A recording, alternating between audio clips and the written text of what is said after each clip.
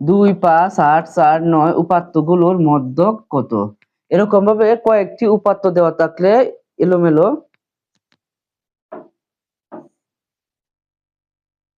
2, 5, 8, 4, 9 উপাত্তগুলোর মধ্যক কত? এরকম ভাবে কয়েকটি এলোমেলো উপাত্ত দেওয়া থাকলে সেখান থেকে মধ্যক নির্ণয়ের জন্য আমাদেরকে প্রথমে এই উপাত্তগুলোকে ক্রমানুসারে সাজাতে হবে। এখানে ক্রমানুসারে যদি সাজাই 2, 4, 5, 8, 9 এই ক্রমানুসারে সাজানোর পর দেখতে হবে এখানে বেজোড় পরিমাণ সংখ্যা আছে আর জোড় পরিমাণ 1টা 2টা 3টা 4টা 5টা সংখ্যা আছে। 5টা যদি বেজোড় পরিমাণ সংখ্যা থাকে সেক্ষেত্রে আমরা সংখ্যাগুলোকে দুইটা ভাগে ভাগ করে দিব।